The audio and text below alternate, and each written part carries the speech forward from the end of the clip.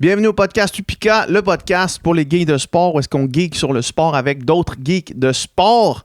Un autre coin du geek cette semaine avec coach Charles Castonguay qui nous parle du relâchement myofacial. J'espère que c'est la bonne affaire que je viens de dire. Bref, il va vous le confirmer dans les prochaines minutes. En fait, c'est qu'est-ce que c'est, premièrement, et comment le faire. Vous pouvez penser peut-être à vous rouler des rouleaux, des guns à massage, des balles. Bref, il nous explique qu'est-ce qui est scientifiquement prouvé, qu'est-ce qui ne l'est pas, qu'est-ce qui est la chose à faire, qu'est-ce qui sont les recommandations, quelles sont les recommandations, devrais-je dire.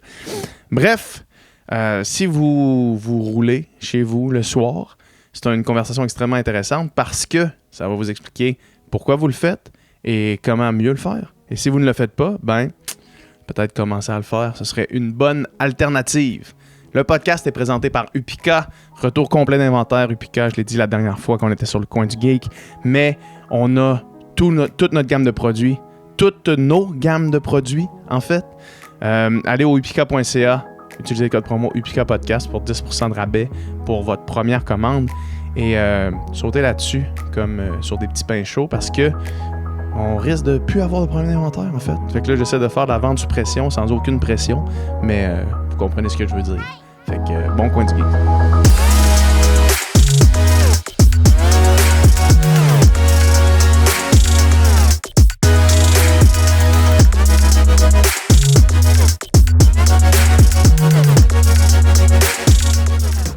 Ça roule! Ça roule. Coin du geek. Un petit sujet rapide. Un petit sujet aujourd'hui. Plus expéditif. Je suis pas vraiment bon dans être expéditif. Dans l'expéditif. On va voir qu'est-ce qui se passe. On va essayer de faire ça court. Short and sweet. Pour celui-là, j'ai décidé de vous amener un sujet que je connais quand même assez bien. J'ai pas eu trop de recherches à faire cette fois-ci, malgré qu'il y a beaucoup de contenu scientifique pareil. L'automassage avec rouleau ou balle. Ouais. Ou communément appelé dans le milieu un peu plus calé, on va dire, le relâchement myofacial. En anglais, le myofascial release. Est-ce que tu en fais, toi? Je vais connaître ta réponse, c'est pas assez probablement, mais tu peux y aller. Ouais, pas assez, probablement que j'en fais pas assez, mais honnêtement, depuis que je fais depuis que je m'entraîne pour du triathlon, je fais plus rien vraiment en périphérie autre de mon ça. entraînement. Intéressant. Puis, je me suis jamais senti autant...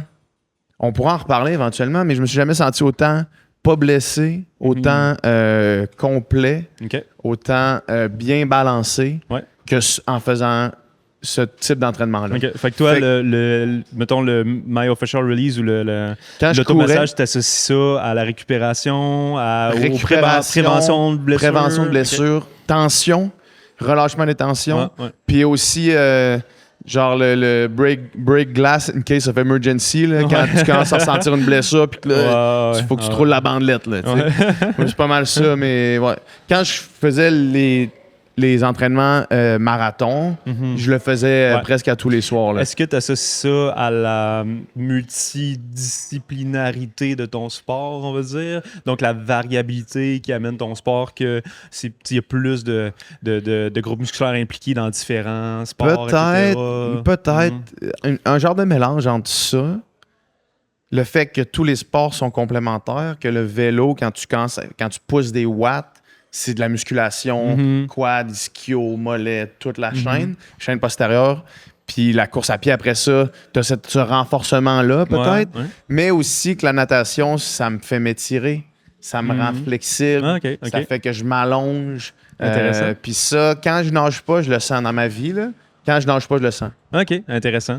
Puis toi, dans le fond, tout ça, mettons le relâchement myofacial ou l'automassage avec rouleau et balle, tu t'as mis un peu ça de côté, justement, j'ai mis ça de côté. À cause du mais volume là, tu sais, mettons, d'entraînement. hier soir, j'avais un gun, puis pendant que j'écoutais la télé, je me massais avec un gun. Là, intéressant. Puis justement, on va en parler justement des fusils à massage, parce que c'est rendu la grosse mode. Est-ce que c'est aussi efficace, etc., que l'automassage? Bon, pour les gens qui ne connaissent pas ça, on va parler de relâchement myofacial. Donc, quand on parle de myofacial, on parle du muscle. J'ai pas besoin de donner de définition pour muscle. Je pense que les gens connaissent en général. S'ils écoutent le podcast, ils savent c'est quoi un muscle. Le fascia, par exemple, qu'est-ce que c'est? Le fascia, c'est une membrane fibroélastique qui recouvre le muscle, en fait, ou une structure anatomique, on va dire, qui est faite de tissu conjonctif très riche en collagène. Souvent, les fascias vont s'interconnecter dans les groupes musculaires. Fait que, mettons, les quads vont se connecter vers le genou, vers le tibial antérieur dans leur fascia. Donc, c'est plus une membrane qui est un peu continue, qui part du muscle, va vers le tendon, l'os, etc.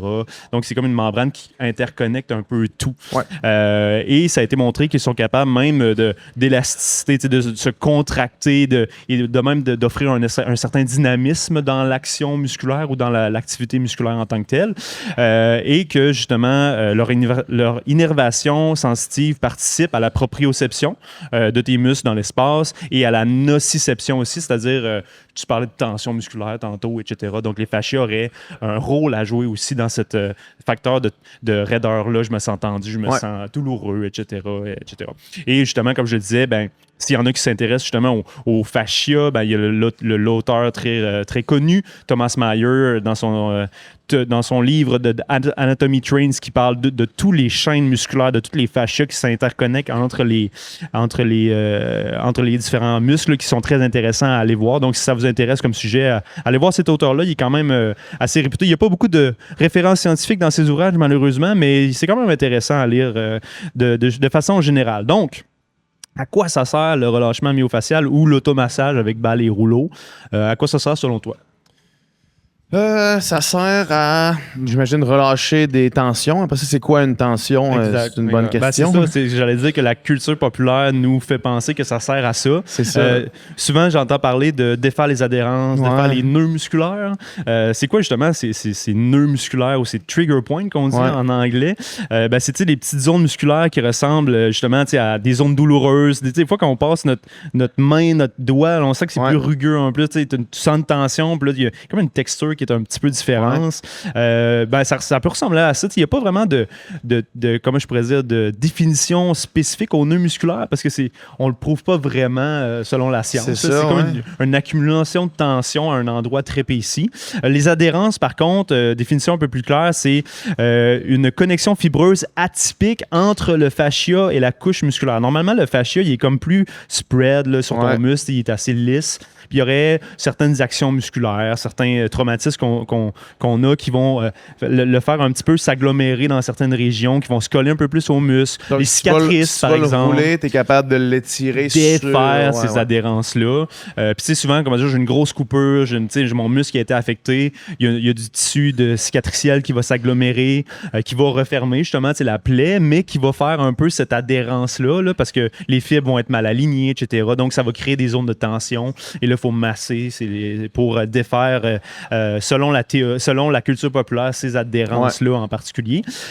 Par contre, ça a été justement un peu prouvé que ce qu'on nomme comme des adhérences musculaires ou des nœuds, etc., ça peut causer chez les gens qui disent en avoir des douleurs chroniques. Des diminutions d'amplitude de mouvement. Vraiment, mettons, j'ai un nœud, je sens que j'ai un nœud dans le cou, dans le trapèze, mais j'ai de la misère avec mon cou, à bouger mon cou, mon épaule, etc. Même des douleurs référées. Des fois, j'ai des nœuds. Et quand j'utilise ça, je ne veux pas me faire lancer des roches, encore une fois. C'est vraiment en gros guillemets. C'est juste pour dire. C'est comme ça qu'on l'appelle. Comme ça, là, en général, que les gens l'appellent quand ils viennent nous voir. Ça peut créer des douleurs référées aussi. Fait que là, je sens que j'ai un nœud dans le cou, mais ça défend jusque dans mon omoplate, descend dans mon dos, etc. Et puis ça peut même causer des dysfonctionnements articulaires en général. Tu as de la misère à bouger. Tu ressens de la douleur. Il y a beaucoup de gens qui associent aussi aux sensations nerveuses. Ils sentent qu'ils sont pinchés un nerf un peu des fois. Puis comme je disais, là, il y a même des engourdissements, des picotements qui viennent avec ça. Donc peut-être des symptômes un petit peu plus nerveux. Ça apparaît où souvent, là, ces nœuds musculaires-là ou ces tensions musculaires-là?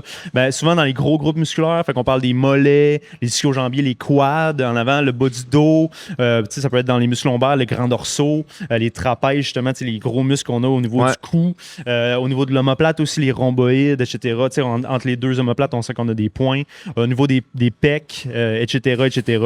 Donc, ça peut causer quand même beaucoup de tension et d'inconfort en général. Et on est capable d'associer là, les nœuds musculaires ou les tensions musculaires qu'on essaie de relâcher justement avec le myofacial à plusieurs causes, des risques de facteurs, les postures, des activités sportives trop répétées intensément. Si je ne suis pas un coureur puis que je vais courir 50 kilos demain, ben, je vais sentir ces tensions-là, etc., qui pourraient être réglées selon plusieurs personnes par l'automassage, etc. Mais juste le stress ou un traumatisme sur un muscle, l'état émotionnel, ça peut causer quand même des tensions. Donc, l'automassage pourrait avoir un espèce d'effet sur tous ces facteurs-là qui nous causent ces tensions-là. Mais comme on est chez le podcast Upika Geek, ben, on va parler plus du domaine sportif en particulier. Donc, souvent, les tensions qui vont être dues à une activité qui va être répétée un peu de façon abusive ou, on va dire, un patron moteur. Dans le précédent, on disait que la technique en course à pied, ça avait moins d'importance, mais on va dire que si ça a une importance, ben, tu as déposé ton pied de telle façon, ça allait irriter ton mollet, etc. Fait que là, tu as la tension qui s'accumule à cet effet-là.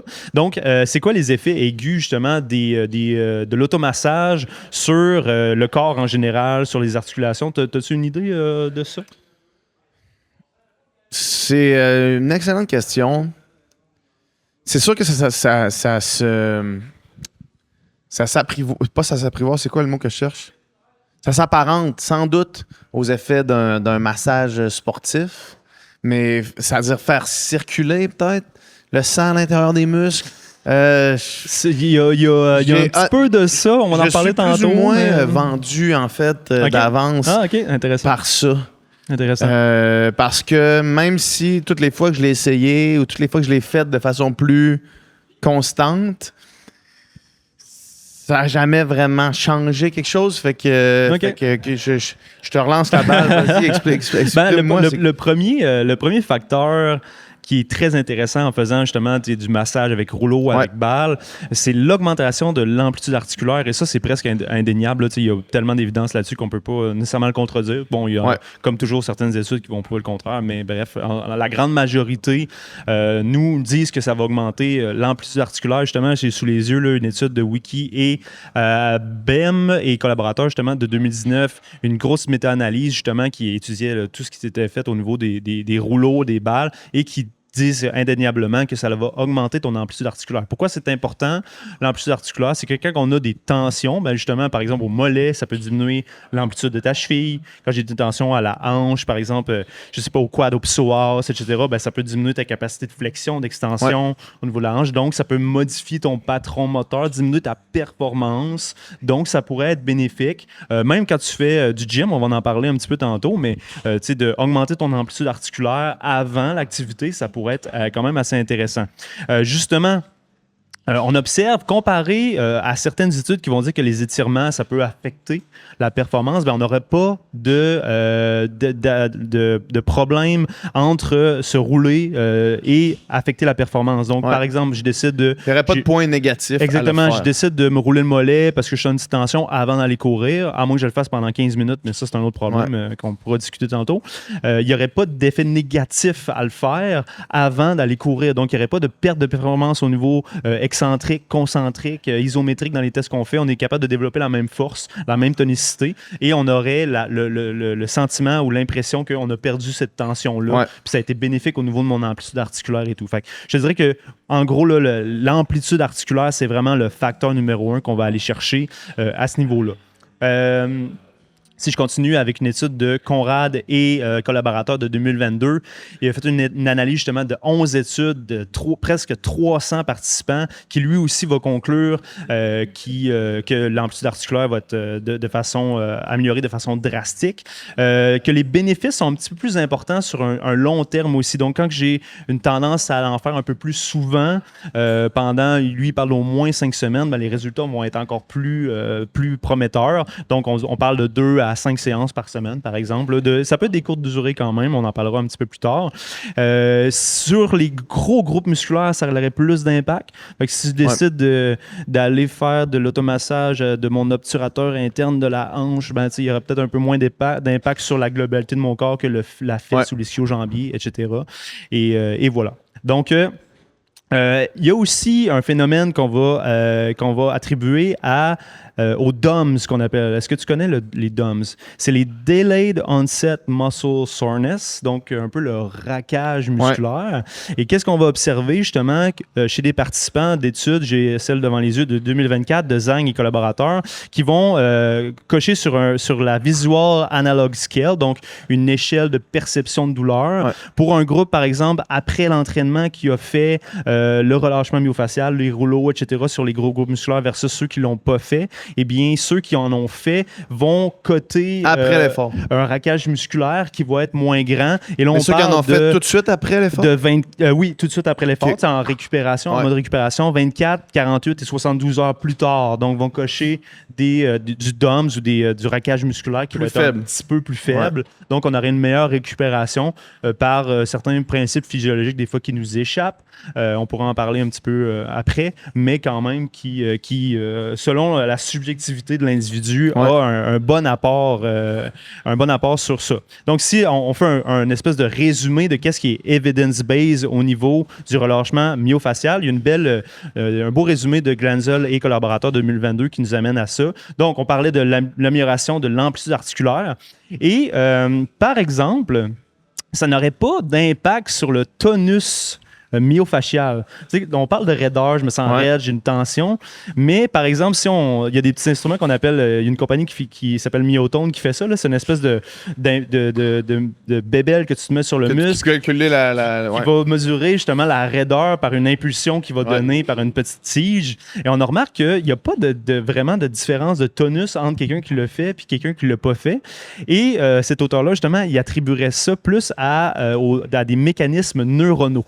Donc, vraiment, un effet neuronal de faire le rouleau, par exemple, sur ton quadriceps, qui va peut-être relâcher la tension, entre guillemets, et augmenter l'amplitude articulaire. Mais au niveau de la tonicité, la raideur du muscle, ça ne change pas grand-chose, en fait. Ça, c'est très intéressant parce que des fois, tu fais « Ah, je suis tête », c'est comme non, dans le fond. Non, en fait, tu peux le sentir que tu es tête, mais le rouleau ne va pas améliorer la tonicité, la raideur de ton muscle, mais ça a un impact sur le neural qui, elle, va peut-être influencer justement ta perception de cette raideur-là et va améliorer justement ton amplitude articulaire. Comme je le disais tantôt, en résumé, là, on fait un petit résumé de cette étude-là, il n'y a pas d'impact sur la force, la vitesse, la précision des mouvements quand on le fait post. Donc, si je me roule, par exemple, les quadriceps, puis que je vais faire un squat après, ben, je ne vais pas être capable de lever moins comparativement à des étirements selon certaines études qui pourraient affecter la performance en général. Donc, il n'y aurait pas d'impact négatif sur la force. Pourrait même, selon une étude que j'ai vue, améliorer la force concentrique. Donc, dans un groupe, justement, qui avait fait le relâchement avant un exercice et un groupe qui ne l'avait pas fait, avait une meilleure force concentrique et une meilleure distribution de force des quadriceps sur des tests de force en isométrie. Donc, c'est assez intéressant. Peut-être par, justement, le phénomène neural qu'on parle. Tu t'actives. C'est ça, on vient comme l'activer, ressentir son muscle. Et moi, il y avait une vieille étude que j'avais observé, mais on ne sait pas pourquoi. Exactement. Il y avait une vieille étude que j'avais lue justement qui disait que de toucher un muscle augmentait sa contractilité. Sur, mettons, des gens qui touchaient leur muscle avant de le contracter versus des gens qui ne touchaient pas. Ben, juste le fait de le sentir, ça augmentait ta contractilité. Fait que peut-être que ceux qui n'ont pas des bons fessiers, parce que c'est un problème très répandu dans la société, ben, toucher votre fesse puis essayer de la ressentir. Après ça, tu vas faire un squat, puis là, tu vas savoir c'est où. Exactement, tu vas le sentir un petit peu mieux. Ça aurait un certain impact. Post-entraînement, comme je le disais, ça pourrait atténuer les diminutions de performance et retarder justement le raquage musculaire, la perception des raquages musculaires. Donc là, on parle de avant, on parle de après. Donc, il y a beaucoup de bénéfices. Des fois, on parle juste de tension musculaire, mais régler les tensions musculaires, mais finalement, il y a pas mal plus d'avantages qu'on pourrait le penser. Il y aurait, selon des études récentes de 2024, vraiment intéressant, il y aurait une diminution plus rapide et significative de la concentration de lactate sanguin post-effort pour un groupe qui aurait fait le relâchement myofacial, l'automassage et un groupe contrôle. Ça, j'ai vu ça dans 3 études différentes récemment et c'est souvent 15 minutes, les mesures c'est 15 minutes et 30 minutes après l'effort. Mais ça, c'est quand même intéressant. Puis ça, est-ce que, ça active la circulation sanguine, ça te permet de flusher plus rapidement? Ça, j'ai de la misère à me l'expliquer encore. Perso, je pense que si tu veux diminuer ta concentration de lactate, c'est mieux de faire un cool-down. Un cool-down relax, ouais. Plutôt que de te rouler si tu as cet objectif-là. Si tu as des épreuves à enchaîner, mettons, t'es mieux d'aller sur le vélo stationnaire puis spinner tranquillement que de rouler, mais ça peut faire une différence. J'ai vu ça récemment, c'est drôle parce que j'arrive d'un camp en France puis je jasais avec un collègue entraîneur français en ski de fond, puis lui il me disait qu'un de ses collègues il avait participé à une étude qui était justement de la massothérapie ou des traitements de massothérapie après un effort. Il mesurait la concentration de lactate, puis il avait vu une bonne différence entre ceux qui avaient reçu la masso et ceux qui n'avaient pas reçu la masso. Puis, tu sais, juste après, j'ai lu ça pour le relâchement myofacial. Fait que les deux concordent un peu. Sur le coup, je me suis dit, il me dit des niaiseries. Là, il me dit pas des niaiseries, mais tu sais, bon, fais ton cool-down, t'as qu'à ça, si tu veux diminuer ta concentration de lactate. Mais en tout cas, il y aurait cet effet-là, peu importe ce que tu décides de faire après. Si t'as pas l'occasion de faire un cool-down comme du monde, mettons, coupe universitaire de natation, où est-ce que tu as 4 épreuves à faire en dedans d'une heure et demie, puis il n'y a pas l'opportunité de faire du cool-down. Ça pourrait être intéressant. Une option. Ça pourrait être intéressant aussi. Et un autre aspect qui est vraiment très approuvé au niveau scientifique, c'est l'amélioration de la tolérance à la douleur, qui est, au niveau sportif, extrêmement intéressante. Et là, je m'explique. Plus tu es tolérant à la douleur, plus tu es capable de pousser ton corps loin, on s'entend. Au niveau local aussi, sur un quadriceps, sur des fessiers, etc. Les gens qui font du relâchement myofascial, si tu leur demandes sur l'échelle analogue que je parlais justement de perception de douleur, avant et après, si on leur met, et ça, je n'ai pas le nom de l'étude, mais j'en ai vu quelques-unes là-dessus, une espèce de dynamomètre où on va mesurer la pression qu'on va appliquer sur le muscle. On va essayer d'avoir la même pression. Mettons, j'applique, 100 newtons sur le muscle. Catégorie, c'est quoi sur 10 la douleur que tu ressens? C'est 6 sur 10. Le monde qui font du relâchement, ils ont une perception plus faible de ça. Exactement. Donc là, je vais faire mon relâchement. Parce qu'ils se roulent puis ils sont habitués à... Et ça, c'est directement après. Donc, dans le fond, je te le fais avant, je me roule, puis après, je suis comme, là, c'est rendu 2. Même pression. Fait que c'est vraiment intéressant au niveau du neural, là, l'effet qu'on a. Ça, c'est vraiment neural. Là. La perception de la douleur, exact. Les nocicepteurs, c'est neural.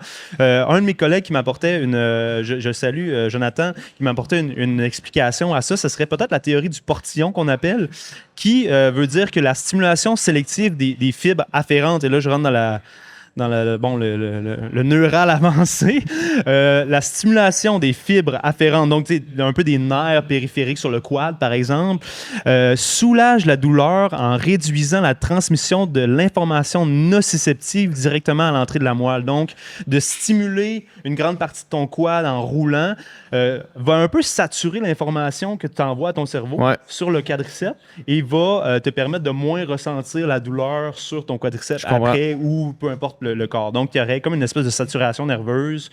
Qui le ressent plus. Là. Il fait, là, j'en ai trop, je le sens plus rien. Là. C'est ça, exact. Fait que là, tu es capable de pousser plus parce que tes quads, tu es capable de les saturer à l'effort, on va dire, plus. C'est quand même vraiment intéressant comme phénomène. Mais comment ça se traduirait, mettons, dans une performance... Littéralement, comme je te le dis, hein, je pense que... Pas que moins tu sens ton corps, le mieux, mais... plus ta perception... Mais dans le sens, tu te roules avant d'aller faire ta course. Là, mettons, plus ta perception de douleur pendant l'effort est diminuée, plus tu vas être capable d'aller pousser ton threshold de tolérance loin. Fait que, par exemple, sur un effort de 3000, de 5000, si tu as une perception de douleur musculaire qui est moins grande, selon moi, tu vas être capable d'amener ton corps à 1-2% de plus de tolérance. Puis peut-être que pour un même VO2 max, pour une même économie de course, on en parlait, ça va peut-être faire la différence entre une seconde. Puis là, encore là, il y a des dizaines de facteurs, mais la perception de la douleur, je pense que ça peut avoir un immense effet sur la performance. Probablement peut-être plus sur du cours. Du cours, c'est ça, exact. Parce qu'on s'entend que sur un marathon, la perception de la douleur, elle s'installe très tranquillement, très lentement. Sur un 800, sur un 1500, sur un 3000, quand ça te rentre dedans, tu le sens. C'est comme... ça allait bien, puis là, ça va plus bien. Exact. Fait que comment l'utiliser de façon efficace? Selon ce que j'ai lu et selon ce que j'ai accumulé, minimalement, je te dirais 1 minute par muscle, ça pourrait être intéressant. Les gros groupes musculaires, on parlait des mollets, des ischios, des quads, les grands dorsaux, si tu fais de la natation, les pecs, etc., ça pourrait avoir un bon effet. Jusqu'à 2 minutes. Passé le 2 minutes, on n'a pas vraiment d'effet bénéfique supplémentaire à se rouler. Et... aussi, se rouler, là, ça, c'est un autre facteur qui est un petit peu plus intéressant. qui est un petit peu mitigé, mais qui est quand même intéressant, c'est l'interdépendance régionale qu'on appelle. En raison des fascias que je te parlais tantôt, qui sont un petit peu connectés entre eux, ben, rouler une partie du corps aurait de l'influence sur les autres parties du corps. OK, ouais. Par exemple, se rouler les ischio-jambiers aurait peut-être une influence sur ta mobilité d'épaule. Ouais. En raison de ces connectivités, de ces chaînes. Le fascia Exactement. au complet, ouais. Fait que ça, c'est quand même assez intéressant. Ça reste vraiment à confirmer, par exemple. C'est pas prouvé de façon très, très scientifique. Et il y a plusieurs méthodes aussi qu'on pourrait le faire. Il y a plusieurs outils qu'on pourrait utiliser justement pour faire le relâchement myofacial. Tantôt, t'en as nommé un qu'on va reparler. Et pour finalement finir le résumé, j'ai une étude qui parlait justement de circulation sanguine locale qui serait améliorée. Mais ça, c'est vraiment pas comment je peux clair encore. prouvé. Ouais. Fait que ça pourrait être un facteur, mais c'est pas nécessairement prouvé. Justement, on parlait justement des outils à utiliser. Ben là, on les connaît. Hein? Il y a les balles, il y a les rouleaux, il y a même les fusils à massage qu'on parlait. Avant de nommer tous les outils, puis peut-être justement lequel est le mieux que l'autre, c'est quand qu'on devrait le faire. Ben, je viens de le dire un petit peu. En fait, si je finis mon résumé, on a peut-être pré-musculation ou pré-activité qui pourrait être intéressant pour augmenter ton amplitude articulaire. Ton amplitude, ouais. Actuellement, peut-être diminuer ta sensation de douleur sur une région du corps qui pourrait être intéressante aussi. Après aussi, pour améliorer le DOMS ou le raquage musculaire, la perception du raquage musculaire. Donc, après l'activité, on parle de 10, 15 minutes après ou 5 minutes après, si tu veux. Et peut-être aussi, à long terme, il y a des études qui voyaient que ceux qui se roulaient plus souvent dans la semaine, ben, il y avait des bons effets sur 5, sur 6, sur 7 semaines qui vont être améliorés en fait significativement. Fait que si tu te roules un peu plus souvent, puis si on peut parler de soir, vraiment en regardant TV récupération, comme il y a des gens qui s'étirent, il y a des gens qui vont aller se rouler. Donc, tu aurais une amélioration de l'amplitude articulaire qui va être sur le long terme sur aussi. Le long terme aussi, plus tu vas le faire. Donc, tu pourras aussi le faire le soir en mode récupération. Donc, c'est peut-être ces 3 moments-là où ça pourrait être pertinent de le faire. C'est sûr qu'il ne faut pas en abuser. Hein. Si tu le fais en récupération post-muscu, ben là, va pas refaire dans l'après-midi puis le soir. L'effet cumulatif, il ne sera pas là tant que ça. Il faut quand même laisser plusieurs heures entre les séances de relâchement myofacial, on va dire. Est-ce que, selon toi, l'outil que tu utilises, revenons aux outils, peut avoir une influence justement sur la qualité qui va ressortir de ça? As-tu plus d'amplitude articulaire en utilisant? Je vais t'en nommer un justement. Je suis sûr que tu as déjà vu ça, les foam rollers avec des spikes dessus. Est-ce que tu as déjà expérimenté ça? Oui, j'en ai déjà acheté un sur Amazon. Puis... pas vraiment de différence. Ça fait plus mal un petit peu. Oui, ça fait pas mal plus mal en fait, mais il n'y aurait pas vraiment de différence entre un rouleau lisse ou un rouleau à spike. La balle de la crosse peut être intéressante pour aller chercher des plus petits groupes musculaires. Fait que, dépendamment des régions qu'on va viser, on peut utiliser un objet différent. Mais l'objet qu'on utilise, mis à part cibler une région précise, n'aurait pas vraiment d'impact. L'outil est plus utile. En fait, tu choisis l'outil en fonction de qu'est-ce que tu veux rouler. Oui, c'est ça, exact. Mais la texture en tant que telle n'aurait pas vraiment d'importance. Peut-être la rigidité. Ouais, la rigidité, c'est sûr que si tu prends les vieux rouleaux en mousse bleue, là, je sais pas si de quoi je parle, qui s'aplatissent à moitié quand tu te mets dessus, c'est peut-être pas la meilleure idée. Mais on va parler de technique très rapidement après. Mais justement, peut-être que si tu es un débutant, c'est mieux. Puis les avancées peuvent prendre quelque chose de plus rigide un petit peu. Mais selon plusieurs évidences, la texture en tant que telle n'aurait pas vraiment d'impact. Les pistolets à massage, ça fonctionne-tu ou ça fonctionne pas? Bonne question. C'est facile, c'est relaxant en tout cas. C'est sûr que c'est moins demandant psychologiquement que de se rouler les quads devant la TV. T'es juste assis sur ton cul et tu te roules ça, et tu te massages ça. Mais j'imagine que t'as aussi, à te rouler sur un rouleau à terre, t'as aussi l'aspect flexibilité puis étirement qui rentre en ligne de compte. Peut-être si tu prends des positions là, un peu assis, plus. puis tu te gonnes la cuisse, t'es pas en train de t'étirer. Mais si on met genre le côté, la position est plus flexible sur le rouleau. Si on met ça à côté, je sais pas.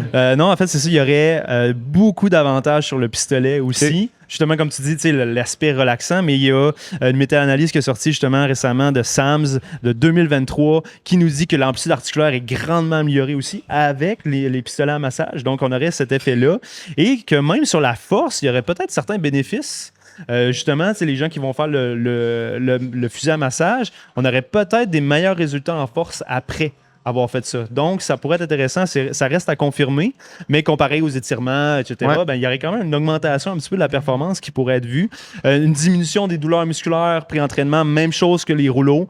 Et le nombre d'expositions. Donc, plus on en fait, mieux c'est. Et comme je le disais tantôt, n'abusez pas. Si tu as mal au mollet, tu as une crampe au mollet, puis il est bien tendu, tu peux le rouler un petit peu, mais joue pas trop dessus. Abuse pas non plus. Ça va pas l'améliorer. Donc, le pistolet à massage qui aurait des très bons résultats aussi pour le relâchement myofacial, vraiment intéressant.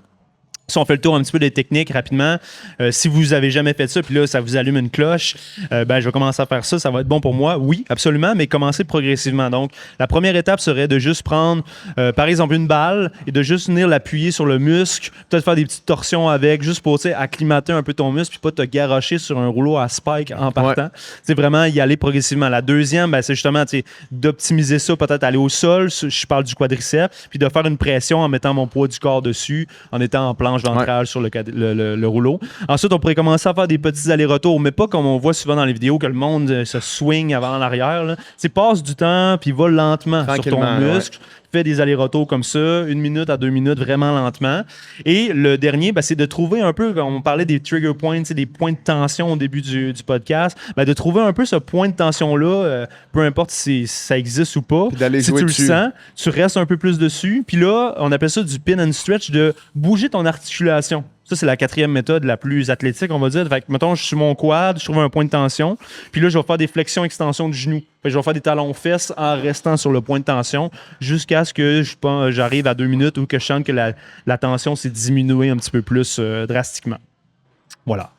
Et il y a certaines contre-indications aussi, petit disclaimer sur le relâchement myofacial. Il faut les faire, malheureusement, parce qu'il y a des gens qui vont penser que ça peut se faire n'importe quand, n'importe où. Si tu as une blessure active, tantôt je te disais, tu as un gros claquage au mollet, peut-être pas une bonne idée d'aller jouer là-dedans. Peut-être aller voir ton professionnel de la santé avant de commencer toute intervention qui va être prise par toi-même. En fait, consulte avant pour les blessures qui sont actives.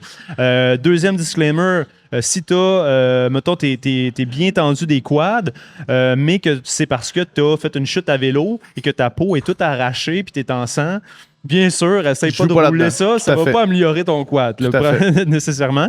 Et il y a des endroits du corps, troisième petit disclaimer, où c'est pas intéressant de faire du relâchement myofacial. Les os, tout ce qui est osseux, ça donne pas grand-chose de rouler ton os avec une balle de lacrosse, malheureusement, genre le coccyx. À part faire mal. Essaye d'éviter ça. Direct sur la rotule, ça va pas le faire non plus. On vise un petit peu plus les muscles. Et dans certains disclaimers que je voyais dans des livres puis des trucs comme ça, ils disaient ne pas rouler la gorge, la trachée. On dirait que c'est pas intéressant non plus. On dirait.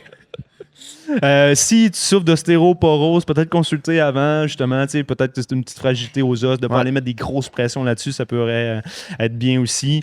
Souvent, des régions nerveuses qui vont, les gens ils parlent souvent, j'ai une nerf sciatique bloquée, va peut-être pas rouler ça, l'endroit où tu as une grosse tension nerveuse, c'est peut-être pas une bonne idée non plus. Sur les côtes aussi, il y a bien des endroits où c'est pas idéal de rouler, donc on se concentre. C'est pas de garder ça...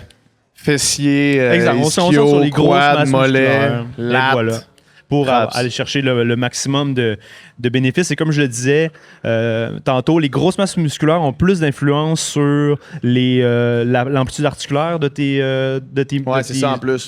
articulations. Fait que si, mettons, tu penses que rouler un petit muscle de la coiffe des rotateurs va avoir un immense impact sur la mobilité de l'épaule, peut-être moins que le pec et le grand dorsal, parce que c'est des grosses masses musculaires qui peuvent en prendre versus un mini-muscle. C'est pas mauvais de le faire, mais si tu recherches l'augmentation de l'amplitude, le relâchement général, les grosses masses vont être plus importantes à ce niveau-là. Fait que à partir de maintenant, roule-toi. Roule-toi. Je vais le refaire. Je vais me remettre là-dessus. Puis si tu as des gens qui ont... puis pour tous les professionnels de la santé, en fait, si vous pensez qu'il y a des gens qui bénéficieraient de ça, c'est quelque chose à prescrire quand même, mais avec, comme je le disais, certains bémols, certaines contre-indications. On s'entend que si tu fais ça intelligemment, il n'y a pas vraiment de problème. Là. Non, c'est ça. Comme je te dis, tu peux abuser. Là, si tu te roules 22 heures sur 24, probablement que tu vas créer des dommages. Des problèmes que tu n'avais pas avant. Mais sinon, de le faire 1 à 2 minutes par jour, par groupe musculaire, ça va quand même améliorer beaucoup de facteurs performance et tension et peu importe. Voilà. Très cool. Merci, Salut. Ben.